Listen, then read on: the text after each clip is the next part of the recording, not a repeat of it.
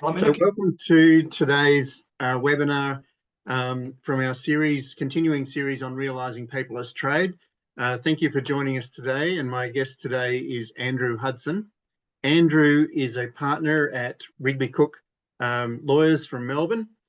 He's part of the customs and trade team there, where he has significant experience across international trade law and customs.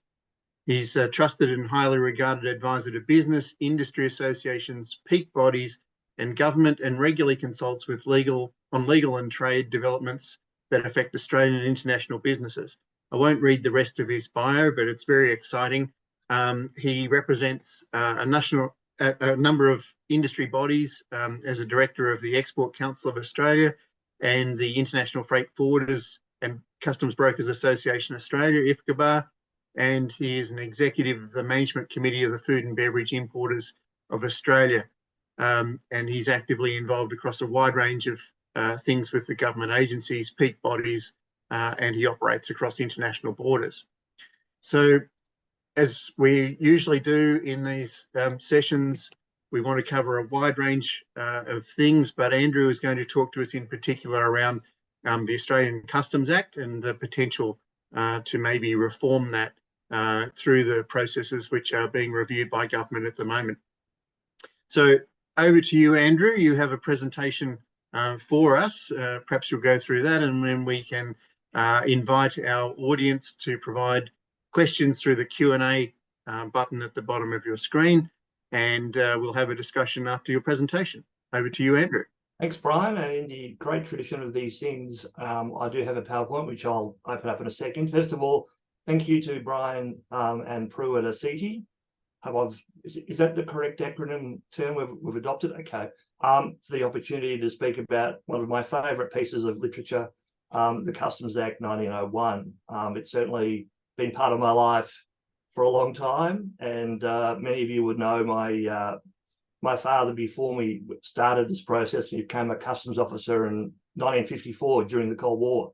I was with the Australian Customs Service for 35 years, including 4 years in the UK office in London, and they had one in London. So I've heard some of these things go back to very early days, where I was explained what dumping was by reference to a map and showing you cars travelling around. I should also, before I start today, there's one development out of the EC which is very important, I think, to all of us, which is that the European Commission has announced that it's going to revoke their existing consortia exemption for the shipping lines. So they have a system like our Part 10, and it's been in place for a long time. And the European Commission this morning announced that it would be unfurled or taken away by, I think, April 2024, which is interesting because we're still waiting to see the response of government to the Productivity Commission's recommendation to get rid of our Part 10 and have some particular exemptions in place where required. So that's sort of a big development for today. So I've put some stuff up on my LinkedIn account, so you're welcome to have a look at it there. And I'm just going to do the technical stuff to make sure I can do this. Where is it? This was there before. Oh, there it is. Okay.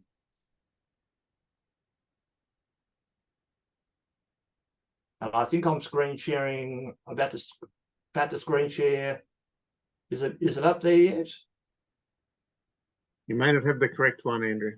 I might not have the correct one at all. Okay, hang on a second. I will look harder for it.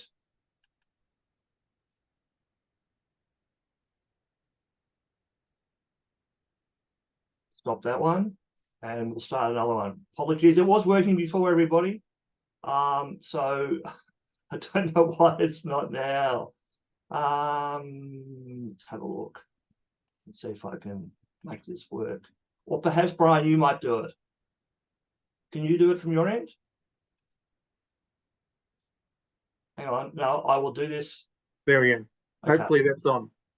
Okay, Brian, I'll just open that up. Oops. With my Zoom.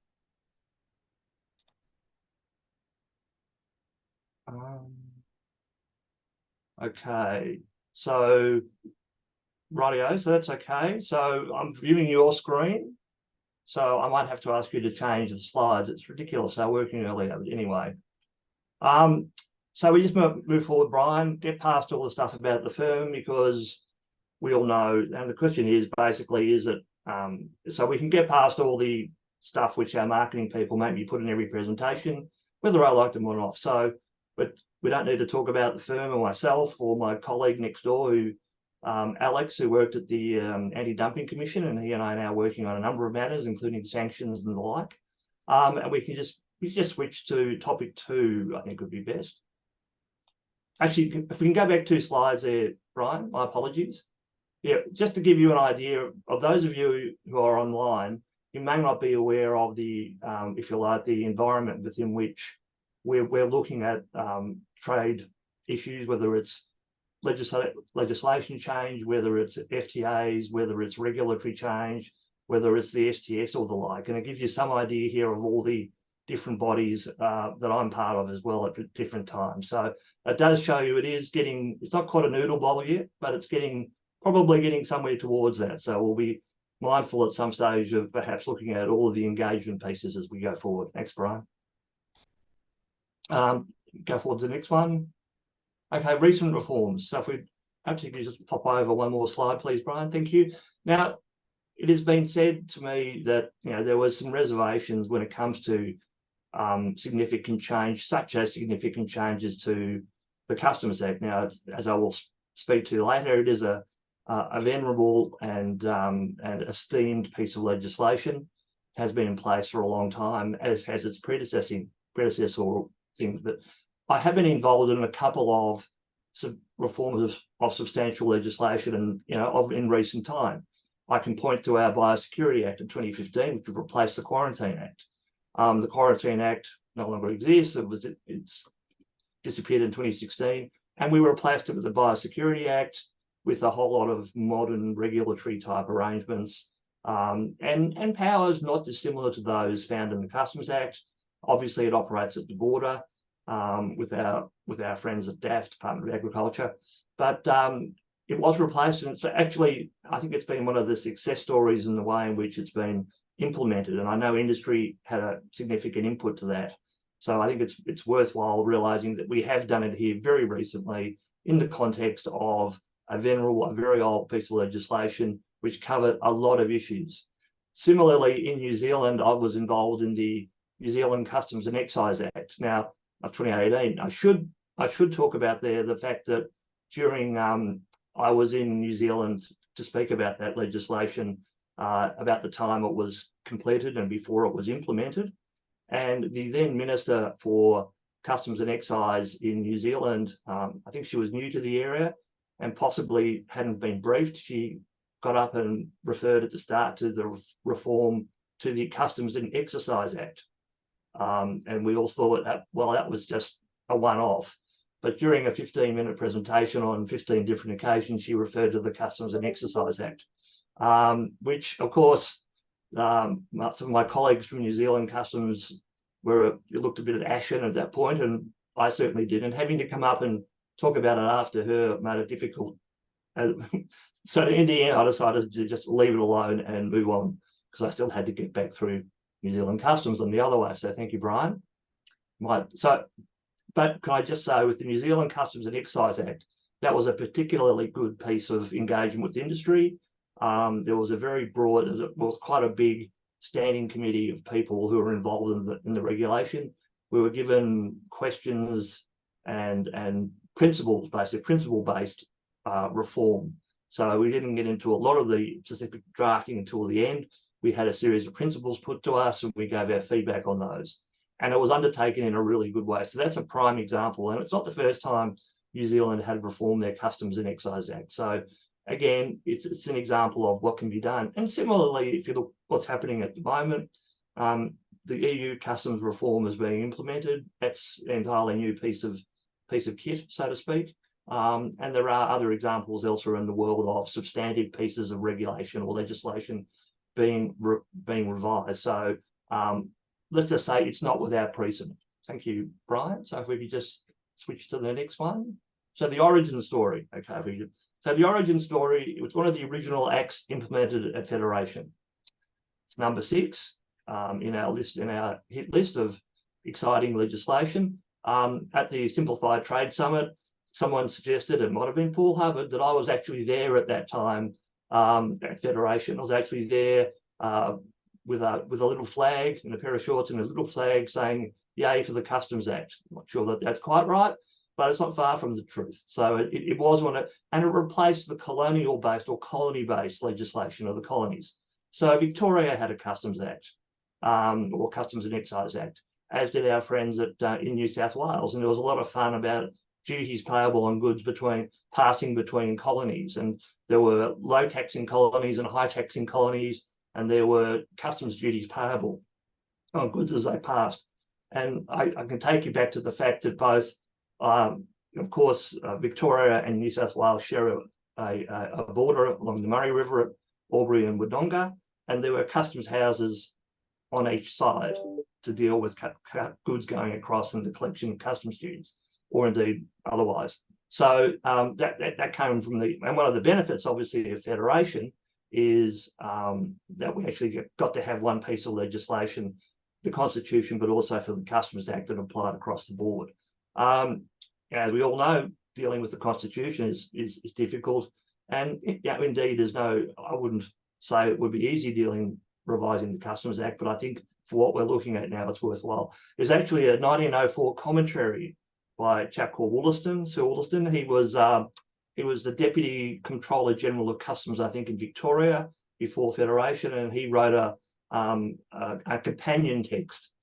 You can actually get a copy of it online, not the original, but it's a photocopy of the original, which I think is in the Australian Archives. And for those of you so inclined, it's worth having a look at. In fact, it gets quoted on occasion from various judgments or various places. It's been amended many times, and we're up to compilation number 176 as of the 23rd of September, which suggests there's been compilations. Say these are we have reissued it, including the most recent set of amendments. So it gives you some idea about how many compilations there are. And if you go to the legislation online, your schedules 4 and 5 of the legislation are in fact details of those amendments and when they took place and what sections were changed. So if we're into history about it, it's still quite it's been extensively amended over a long period of time. There's complementary legislation. So customs doesn't cover everything at the border, and I think that's important to realise. One of the things we talk about, trade single window. I think the government, when it went through the trade facilitation agreement process, said it had a trade single window for customs in the ICS, not necessarily for the whole of government, which is what we're up after. So there was complementary legislation, the Customs Tariff Act, which actually imposes it. So we follow that process as with taxation. One act imposes it, the other act recovers it. So we have the Customs Act 1995. It includes all the relevant tariff schedules. So that includes Schedule 3, which is the harmonised tariff, the 2022 version. It also includes Schedule 4, which are things like bylaws and tariff concession orders and the like. There's also the Excise Act of 1901 of a similar age, and that's up to compilation 64, so it hasn't been amended quite as much. Although the administration of excise has passed to the ATO, the Border Force still collects GST and excise through their processing of goods through the ICS. And in addition to that, there are a wide variety of regulations, tariff proposals and directions, all issued by the Border Force at different times. So there's a relatively new customs regulation and a customs international obligations legislation. And just going back to the Act itself, the Tariff Act 1995 and the Customs Act, each time we do a free trade agreement, they have to be amended. So the key words for qualifying are in the Customs Act, and the actual schedules with the reduced rates of tariff are actually in the schedules to the Customs Tariff Act. So there's an awful lot. So basically it covers the variety of operations. It's not just collecting duties, but it controls the movement of vessels, aircraft and goods to and through the border. So after just before the ICS was introduced, they also put through some trade modernisation legislation, which brought in what we call cascade reporting. When you did a report on the vessel coming, you did a report on the voyage, you did a report and then you did cascading reports going through the ultimate outturn report when the containers are released and the return of the containers is reported. And each of those have penalties for failure to comply. It also covers things like classification of the goods, the process of evaluation of goods, the collection of duties, operation of the FTAs, and imposition of dumping and countervailing duties. And I've been dealing with anti-dumping and countervailing duties for some time. It's towards the end of the legislation, and we have some of the more 269 TAACD, or that it gets that precise, it gets that long when it gets to that part of the legislation. That's part of the complexity I think we need to address. So, Bryan, if you could be so kind. So there have been past reviews of the Act. Hope we just go to the next slide, please, Bryan. So the Australian Law Reform Commission has undertaken, or previously known as the Law Reform Commission, now the Australian Law Reform Commission.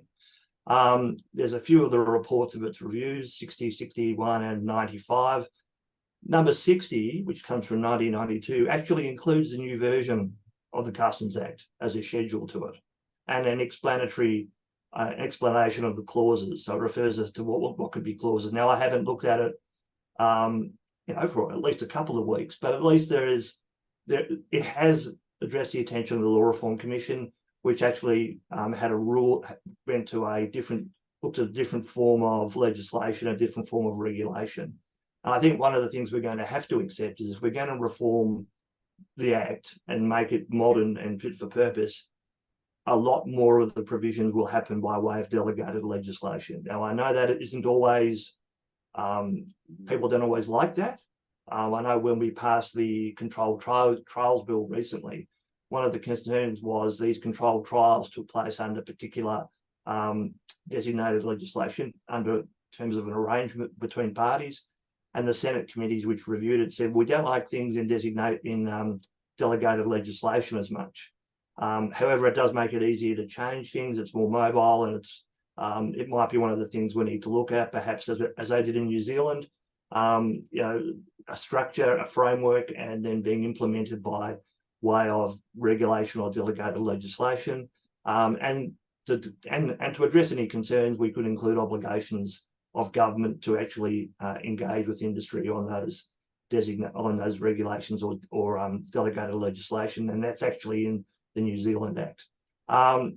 There's also been a few parliamentary inquiries. One will go back to the Mitford Paramount case, which was a number of years ago and doesn't bear talking about, but it did talk about practices of what was then the Customs Service. There was also an inquiry as to the use of averments. Now, averments are often in pleadings by the Commonwealth. They're allowed to avert a certain facts.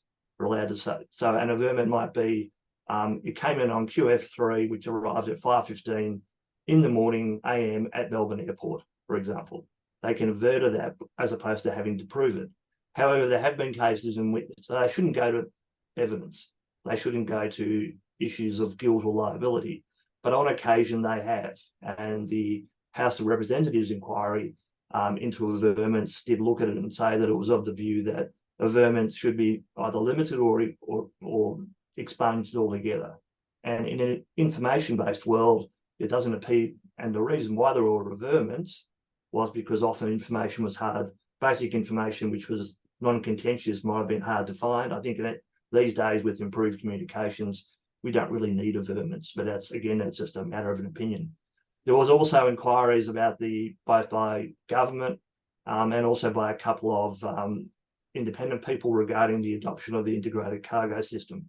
And I think it's worth remembering that certainly that wasn't a happy time for a lot of people in industry and government who worked very hard to make it work. But we're seeing something not dissimilar with Qantas Freight at the moment. They've introduced a new electronic reporting system for the movement of freight, and it hasn't quite worked as they had anticipated. It led to headlines in the paper talking about caskets being left on the tarmac and and fresh flowers which came from overseas, roses from the South Americas coming in and being left to basically rot. These delays are still going, and it is making life very difficult for freight forwarders and customs brokers. Similarly, each free trade agreement we adopt has a process. DFAT goes off and negotiates the deal and signs up to it on behalf, and the government signs up to it. It then has to be reviewed by the JSCOT, the Joint Standing Committee on Treaties. But then there's legislation to implement it. Largely, that legislation is putting a new part in the Customs Act to deal with crucial terms about what qualifies and what doesn't qualify as an originating good, together with new schedules in the Customs Tariff Act for adoption in respect of free trade agreements. And there are often multiple inquiries. So you'll have the JSCOT inquiry, then there might be a House of Reps inquiry, or there might be a Senate inquiry into the Act and its adoption. So it's quite a even bringing about introducing these free trade agreements. Although we've got quite good at it, it does take a lot of time and it can take up. And I have appeared before a number of Senate inquiries about the introduction of various parts of various free trade agreements, and indeed other legislation such as the proposed reform of anti-dumping and countervailing legislation and the like. Thanks, Brian. This might switch. Other international developments, and these are just three I've picked out. And I've written about these. They're on our website. I've written about them in LinkedIn, and others have written about them. So in the EU, there's legislation. They passed some legislation for the adoption of a trade single window. Now, like us, they've been working on it, and they just decided they'd legislate for it to come into effect. Which begs, I think, and I've spoken to Bryan about this on occasion, maybe we're at a time where we just legislate to make it happen. That might be the appropriate imprimatur to help it go forward. There's also very recently, the UK passed its Electronic Trade Documents Act, which came into effect, I think, 23rd of September. That will enable them, based on conventions about model legislation about electronic transactions, so things like bills of lading, they don't have to be in paper anymore, they can be electronic, certificates of different types and the like. So allowing, and they will save in the billions of pounds, let alone in terms of paper being used. And there's also, the EU has also announced very recently some wider based customs reform legislation proposals. That includes some issues such as moving from a transactional basis, in other words, reporting every single import, to, for some super trusted people, they can release the goods themselves directly, subject to audit or subject to. There's also provisions in there regarding which are quite different to what we have at the moment. Again, proposals for which I think will be implemented ultimately for changes of the way in which the customs piece, if you like, is regulated. And that's important from the perspective that we are facing. And the issue before anybody dealing with customs legislation is we have so many transactions that go across the border at any given time, and they all have to be cleared immediately, and they're usually done by way of self-assessment. And yet, let alone the electronic systems need to be able to manage it, but the reporting by the private industry that goes into it, the shipping lines, the airlines, the customs brokers, the freight forwarders, all of that has to all happen very quickly. And it has to, and we have to have a model in place which facilitates that. And the EU has said what we have in place now doesn't deal with it. Everyone recognises there are bad players in the supply chain. They're referred to as trusted insiders by the Border Force here, which sounds a little bit too much like trusted traders. So perhaps they might want to change the name of trusted insiders. But certainly there is certainly criminality in the supply chain, and there has been for hundreds of years. It's not entirely a novel concept. People have been smuggling goods, and the term smuggling is actually defined in the Customs Act. There's actually still a section 233 of the Customs Act that's saying you shouldn't smuggle, which basically is defined as evading duty or taking steps to do so. I had a long conversation with the Border Force this morning about a client who's been accused of smuggling alcohol by not declaring it. So I'm painfully aware of what the provisions are, but some of those provisions come from a long way back. But the EU customs reform legislation, it's certainly worth looking at what they're doing. And I think generally we should be looking at picking things out of what people are doing elsewhere in the world. For example, the global business identifier, which the US is doing at the moment, and being able to use that across agencies. And part of this would require us to deal with some of our Privacy Act adjustments or mechanisms. Thanks, Bryan. We might just shift through. So where to for us? And I will admit I've been having this disagreement at various times with people for a number of years about whether the Customs Act as it is fit for purpose. In fact, at one summit, a relevant minister, when I asked the question, she said, well, if you think it's not right, go away and redraft it yourself. I was disinclined to do so because it would be the rest of my life's work, even if I did, and would they accept it? So, and the response to say it's fit for purpose says, well, every time we need an amendment, or it's up, bring it up to date, we amend the Principal Act again. The problem with that, though, is that the Principal Act is becoming very, very, it's very complex and very hard to understand and very hard to navigate your way through, so to speak. So as I've said there, they aren't easy to read, digest. It's like putting more into the same toothpaste tube. At some stage, it's going to start coming out the sides. At some stage, we will have so many parts and subparts and sections with some very extensive, you name, sections. So whether that's a good regulatory framework, it's also contrary to the notion that legislation should be clear and understandable, because ignorance of law is no excuse, so we are often told. And I think that's one of the issues we have to think about, because a lot of our regulatory framework doesn't provide for a lot of the things we want to have at this point. Do we want to have a separate piece of legislation implementing the single window, which we've been taking a whole bunch of provisions? So there is going to be a whole lot of legislation if we want to modernise the system, as we've been talking about through NCTF and STS and other engagement pieces. There's a lot of proposals going on, a lot of proposals out there, but they are all going to need regulatory change. So the changes are going to be difficult. They're going to be, and I don't want, and I think my final premise is we don't want piecemeal further amendments to the Customs Act.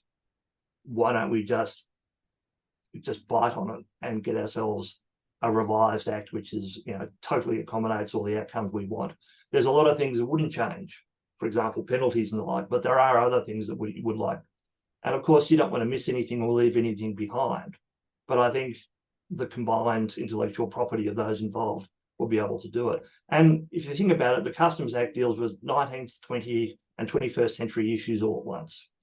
So there are some pretty old provisions in there, taken from UK legislation and taken from pre-colonial legislation. So it's dealing with a lot of different things over a lot of different times. So for example, there's no provision for a one-touch approach. I mean, to lodge reports for all authorities or leave all the information in one place. There's no single window for trade or trade single window as legislated. That would have to be legislated separately for people to have to do it. And is that really going to be achieved by an amendment to the Customs Act or by an entirely new thing? So, and I think the fact that the Customs Act as it stands may need change is actually reflected by the Controlled Trials Act and the Regulatory Sandbox. Now, we talked at length about that being introduced not long ago. It's finally got through Parliament. It will lead to some trials in 2024. But it will allow the Border Force and selected parties, whether they be importers or exporters or reporting people, customs brokers or the like, to operate in a way under a trial in a way which is outside of the terms of the Customs Act. So in other words, let's test to see whether we can do it differently, with the theory being that if it's adopted, that the test works, and then we can go back to the Customs Act and redo it. You wouldn't be looking at a Controlled Trials Act unless you believe that the primary piece of legislation is something which does need a look at and potentially significant change. sort of follows the fact in some respects. So, and I guess my fear, and I think the fears of a lot of others, is that the rest of the world, we're moving quicker than we have up until quite recently, and right now with our reforms, but the EU and the US and the UK are still some distance ahead of us. And we still don't have certainty about the reform agenda going past the final report or recommendations of the STS task force. So I think at the end of the day, we're just, we have a window right now. What is the appropriate time to be looking at this? And I think some of us have the fear that perhaps we're doing stuff, but maybe it's too deconsolidated, if you like, or it's too broken up through different agencies.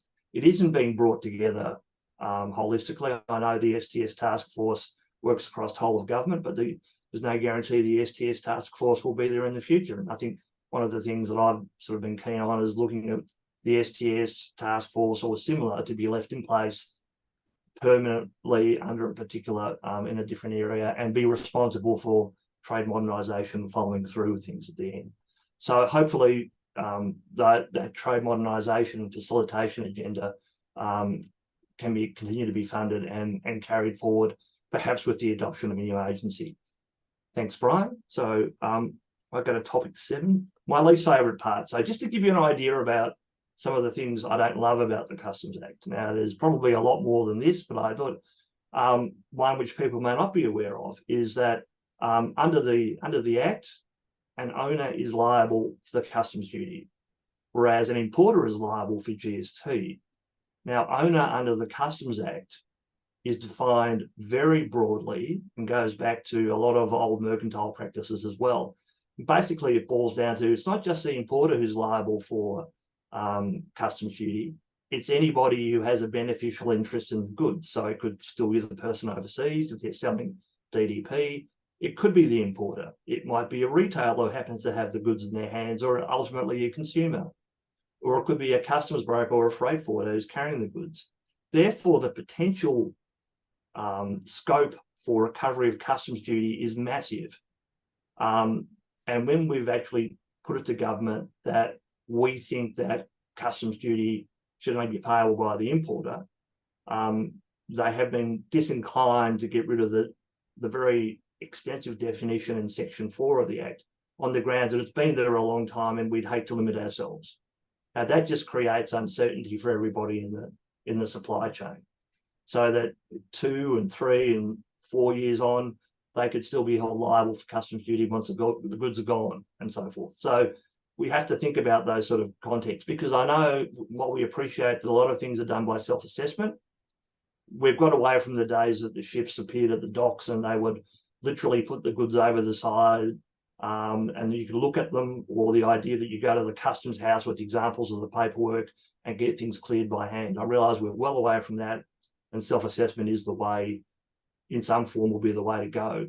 But something like the inconsistencies about having an owner being liable for customs duty, that means a customs broker or a freight forwarder could be liable. So they now have to have insurance to cover it in case they're held liable for it. And then they have indemnities back from them. So there's a whole range of issues around that. We have a number of strict liability penalties and infringement notices. In particular, those were introduced with the trade modernisation legislation, which came into effect in 2003, so just ahead of the ICS. Now, understanding the scheme, and it's been replicated in other legislation such as biosecurity. But if you look at it, it's for strict liability offences, including most of your reports to the Border Force on an import declaration, whether or not they lead to the underpayment of duty. Now, so if you're a young person and you think about going into a job, would you really want to go into a job as a freight forwarder or a licensed customs broker, where every time you make a statement to them, every report you lodge, you could be held liable individually or through your company for any errors, whether they affect customs duty payable or not? Now, that was ostensibly brought in because everyone believed our export stats weren't very efficient, because everyone would, on export declarations on which there's no duty, they would just use everyone would agree almost on a code to be used that week, and the job would be given to quite a junior member of staff. And the idea was, we don't like inaccurate export reporting. We need accurate export reporting. So we'll bring in a penalty, we'll bring in a strict liability penalty for getting any field wrong on an infringement note, on an import declaration. Well, since it was introduced and legislation was introduced, before then, there was an estimate that there was a pretty high error rate. Even on recent reviews since then, it's estimated that error rates on export declarations, for example, or errors on export decks are about 40% of errors. So begs the question, has that legislation really worked? And should someone be penalised for an error in an infringement notice, error in a report? If it affects duty, potentially. If it affects things like prohibited imports or exports, certainly. But other things such as the stat code at the end of the tariff classification, if it doesn't otherwise impact, or otherwise whether they actually warrant that. And it's certainly, we are in a situation in which the licensed customs brokers, who are a pivotal member of the supply chain, they're the ones who do most of the declarations to allow goods to be imported. It's greying out. And it's not just here, it's in the US, it's happening throughout the world, because young people or young professionals don't want to go into that sort of environment where they're under that much duress and that much, not duress, but they're under so much pressure and potential liabilities. And they are very heavily regulated. It's not, which makes it an unattractive job, which is a shame because they're really needed. Anyway, there's also a provision that I don't like significantly to do with dumping and countervailing advices. The reason I don't like it is we don't have one. We don't have them. So you can go to customers now and get the Border Force and get a tariff advice. You can get evaluation advice about the value of goods. You can get a transfer pricing indirect advice. You can get an origin advice. So to manage your liabilities for strict liability, you can often go and get an advice, which if you rely, which you've been honest about and you rely on it, you shouldn't attract any penalties. It should be part of the way you manage your exposure. The one area we don't have it is in respect of whether goods are subject to dumping duty or countervailing duties or subsidies. We have government and industry largely agreed that such advices would be important about 7 years ago, and it's missed 2 parliaments since, and we're still without it. And I think it's the big ticket issue in a lot of transactions, whether goods are subject to dumping duty or countervailing duties. I could be talking myself out of an entire practice area, but I think the ability, you'd still question it if it wasn't right. But the big dollars when it comes to import declarations or import dumping and countervailing duties, they are the big ticket numbers. They're the big ticket liabilities. They go back 4 years or perhaps forever if they've been reckless and negligent, or reckless or deliberate. And they can't manage their risk by getting an advice about whether the goods are subject to dumping. You get a tariff advice from the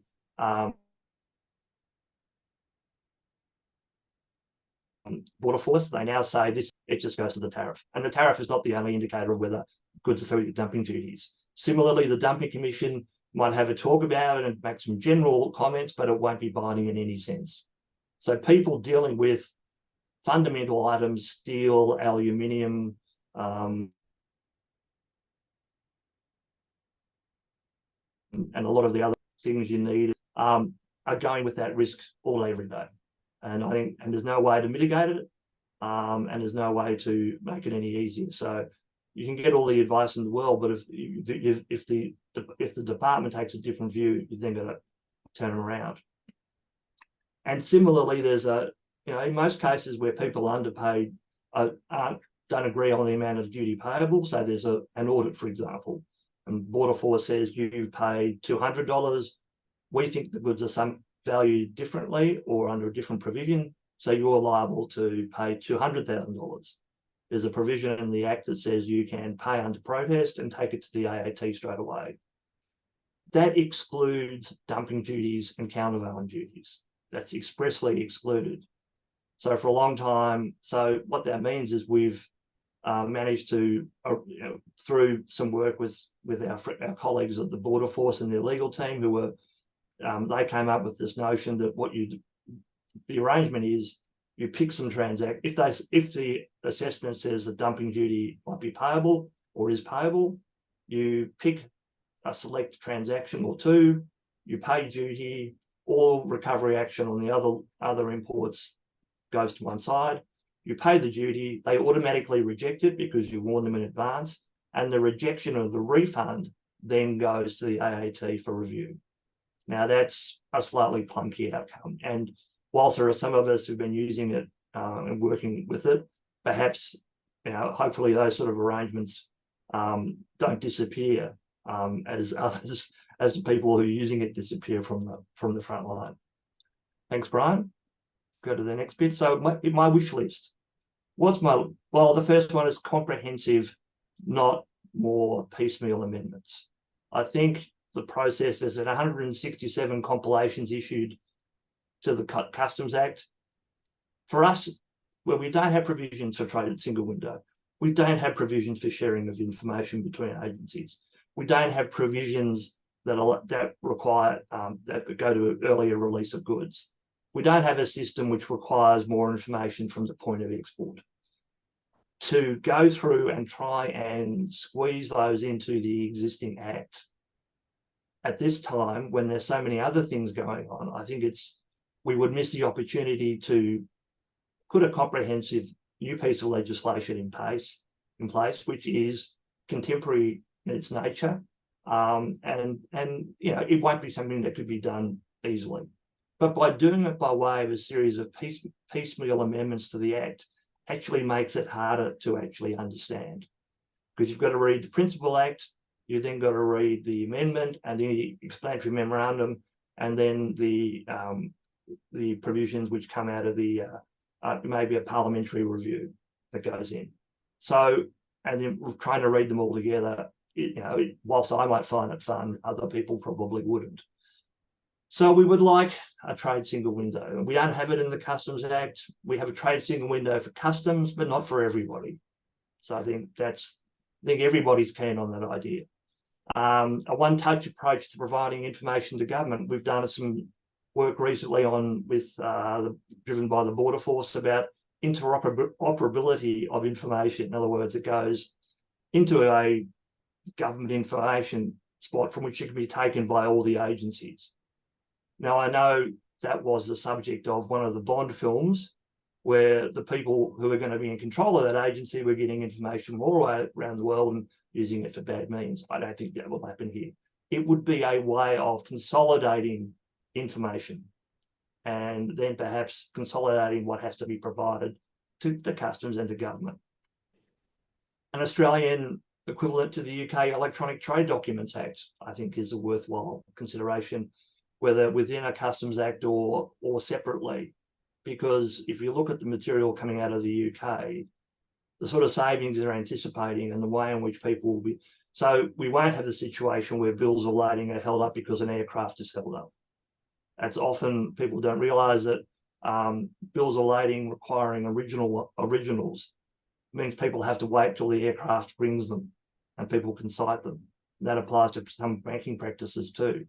And at times where air freight or airlines or aircraft have been held up, for example, during COVID, and for example, during mountain ash coming from volcanoes in Northern Europe, planes haven't been able to fly regularly, and bills of lading were left behind, so goods couldn't be cleared. So that sort of seems to be an impediment to the movement of the trade. And that's just one example. I would like an STS agency of some description.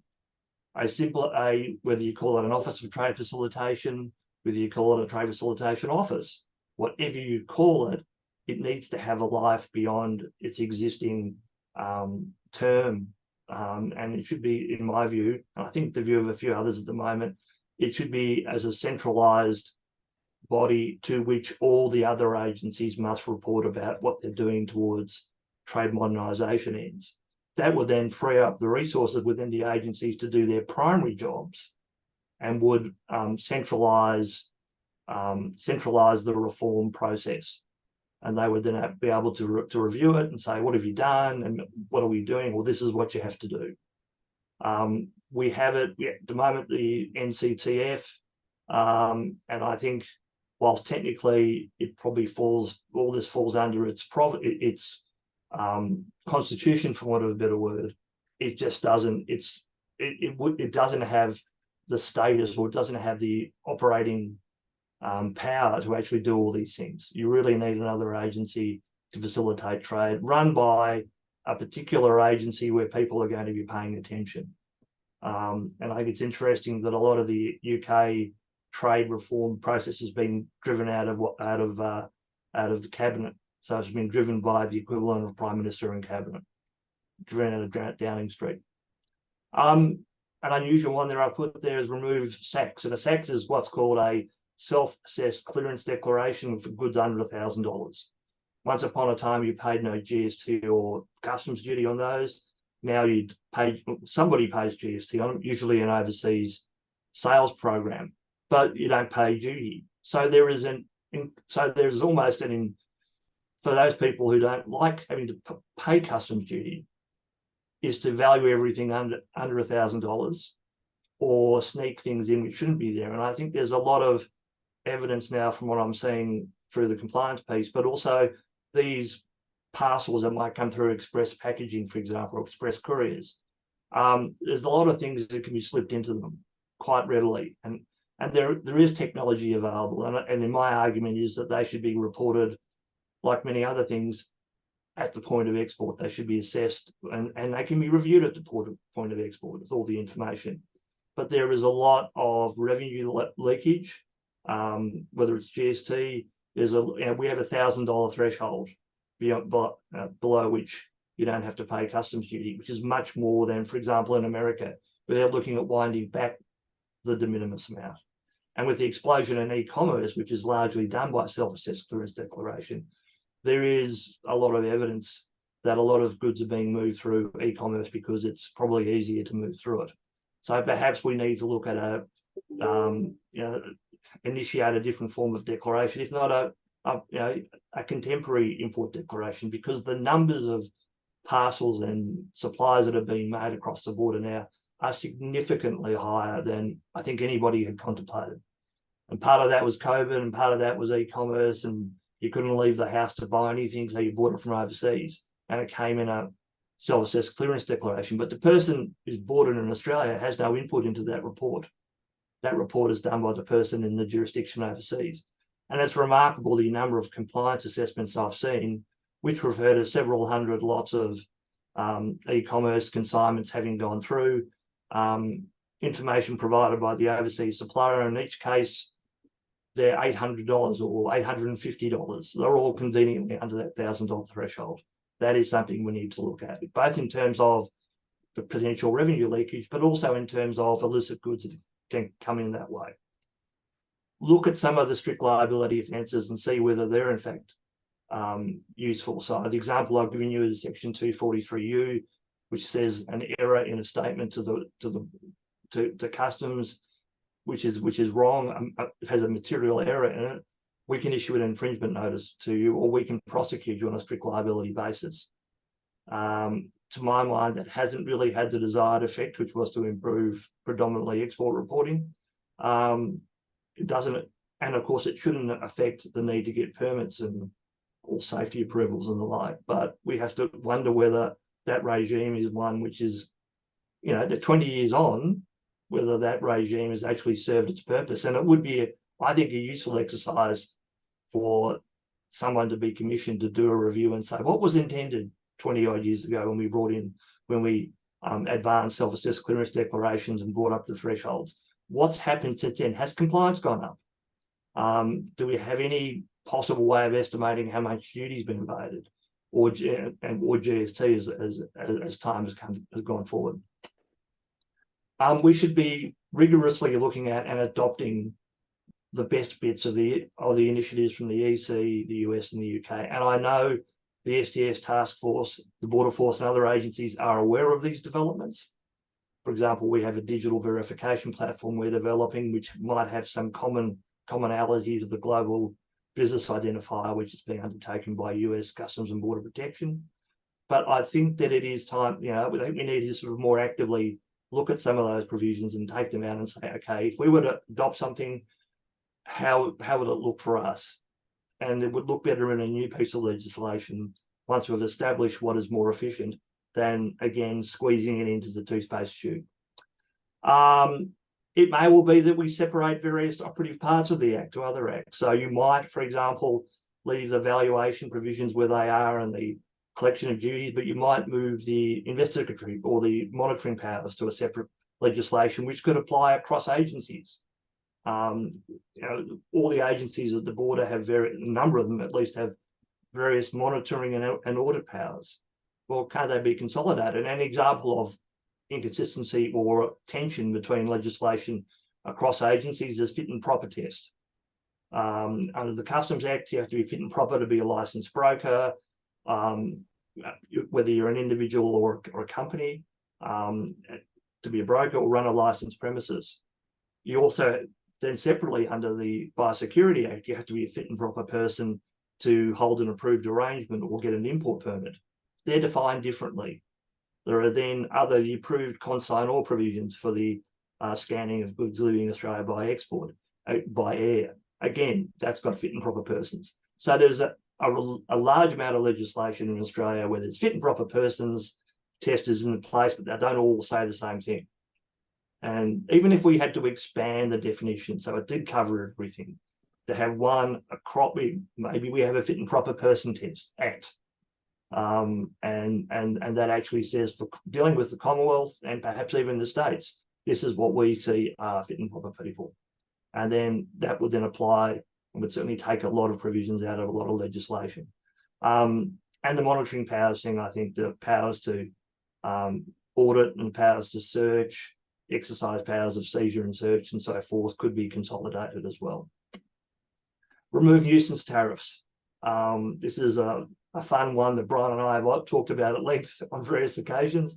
The Productivity Commission has on a number of occasions, including its most recent report about costs of trade assistance, has pointed out that in all likelihood, there are customs duties at 3% and 5% or thereabouts, where the cost to recover them, including the infrastructure, which goes to things like are the goods of a type that attract 3% and all of those things, maybe we need to get rid of that. And it costs more to have those duties in place than actually we recover from those duties. So yes, it would mean changes to practices and changes to the behaviours and so forth. But I really think that leaving 3% and 5%, it certainly doesn't aid trade facilitation. And the FTAs only deal with the companies that are parties to the various FTA. It's not a global thing. If we got rid of tariffs, if we got rid of the nuisance tariffs, I'm not talking dumping because I have a view about dumping and the benefits of dumping and countervailing duties, but it's enormously unpopular, so I won't mention it.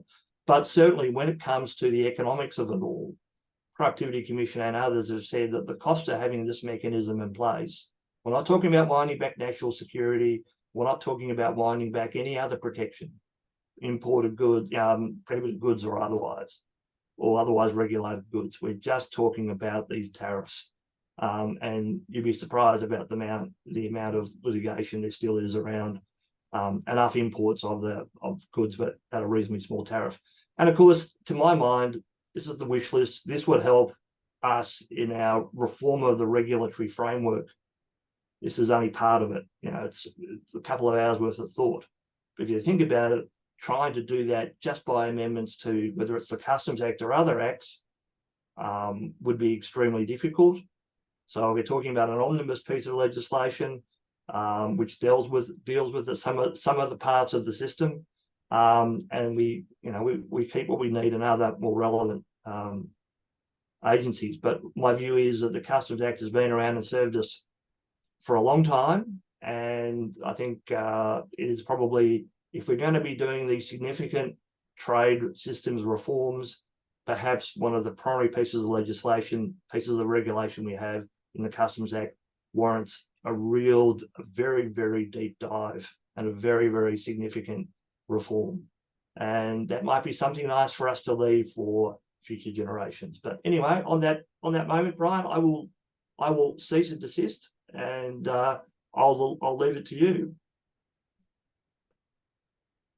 Thank you, Andrew. I did let Andrew talk for a long time because it was very structured, and I think it went deeply across the target, and we might have only covered those grounds if I'd been asking questions anyway. So, look, really comprehensive, Andrew, and thank you very much for that. But I guess we only have a few minutes left in the session, so I did want to touch on a few things. Firstly, sure. Do you think all this complexity actually hinders Australia's trade performance? Yeah. Does it put people off from doing international trade? Yeah, I think it does. I really do. If you look at the small to medium, or the micro and small to medium enterprises, there have been inquiries which have found for them to use it's hard for them to use the FTAs because they don't understand what is really a reasonably complex piece of kit.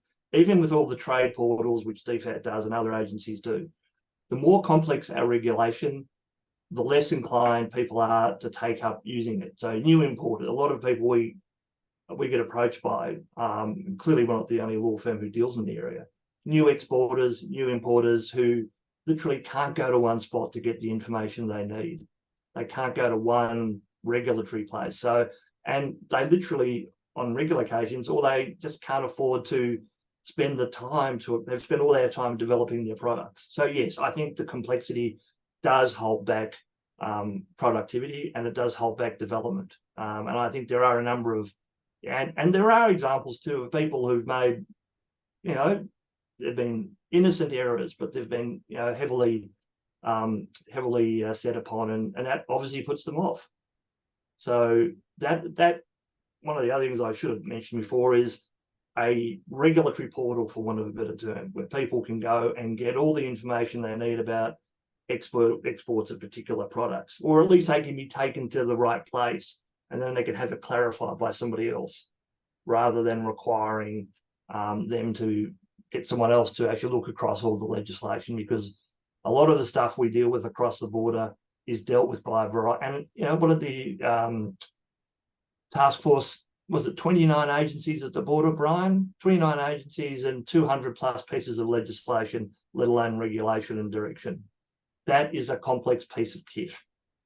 And I think if we're going to try and standardize it or make it easier, that's one of the things we have to do, is to encourage people back into the system.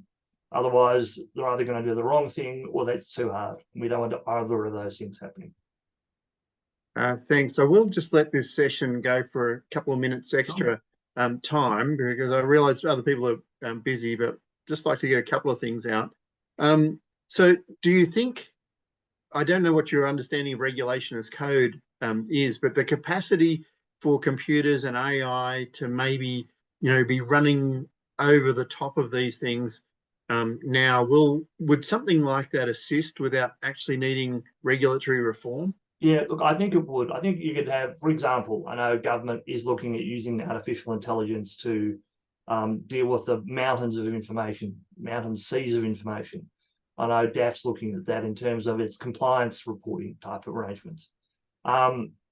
Artificial intelligence can help to a point, but there's a real debate amongst customs brokers and freight forwarders and those in the trade community here and overseas about whether AI, or in its different forms, can assist the private sector, because they say everything gets audited by the AI. Well, who audits the AI auditor? Who makes sure it's right in the first place going in? And AI is often limited by what's put into it. And we've done a little bit of an experiment where we've found that there are some very odd outcomes you get from ChatGPT or similar ones, where it will refer to cases and legislation that don't actually exist, or are only proposed as opposed to actual. And I think for government's perspective, but I think if you look at what government has often said, 80-20 rule, 80% are okay, 20% are, then it will be, then the careful use and considered use of it by government to audit what's coming in would bring them to the 20% even quicker, and it would bring them with more detail, because I think it's still going to be driven by people at some point, but it certainly could facilitate. And if you brought in a regime that said you've got to report more at the point of export. And then you apply the AI compliance audit to it before it leaves, then you can stop it leaving, or you can pick it up and run a profile then, not 2 days later or 6 months later, whenever the goods actually arrive. So I think there's certainly a place for it in the compliance space. I'm sure it's being used already in compliance and illicit type behaviours type stage, but I really think it is a good time to be looking at that. Mm. All right. Look, we're above time just a little bit, but look, I wanted to thank you, Andrew, for a really comprehensive run over the target of the Customs Act and its history and where it possibly is going to, or might be some value add to it, along with what the structure of simplified trade might be useful. You've also touched, thankfully, on a couple of things which we are going to cover in future seminar things. So the use of artificial intelligence, the modern law on electronically transferable records, and we'll see, whether or not these are things which might be pretty useful to have some deeper dives into the future. Yeah, and I think too, Bryan, when you're looking at that, there's also a lot of work being done on the ethics of AI, which I think is an issue which has to be resolved in front. In fact, a friend of mine's a professor at Melbourne University, and she specialises in the ethics of artificial intelligence and the use and or abuse of it. And I think you've got to look at the broader concept, not just the black letter law, for example. But yeah, I mean, AI is here whether we like it or not. It's not going away.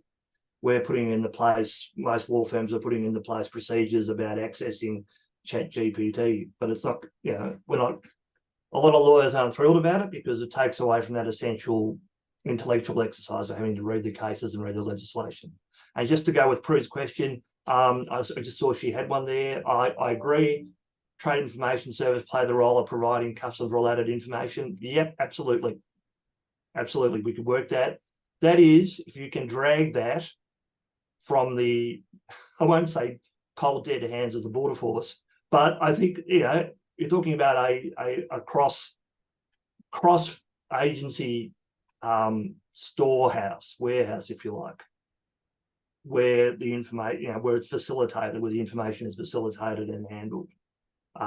Because at some stage, the integrated cargo system is going to die. It'll need to be replaced. We have to look at options about dealing with information and its storage and its exchange going forward. Terrific. Look, we'll wrap up there.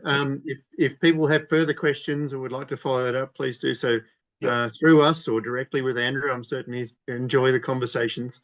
And you all know where I live, so it's fine. I know where to hide. And I'll see some of you next week at the ACITI conference, which is on next Tuesday for those of you who are coming along. Yeah. So thank you very much, Andrew. Thanks. Next week we hope to have a presentation from the Centre for Digital Trade and Innovation from the UK around their experience on the model law on electronically transferable records. And I hope that'll be a very interesting session for everyone as well. Thank you very much, Andrew. Thank you, everybody else. Bye. Bye.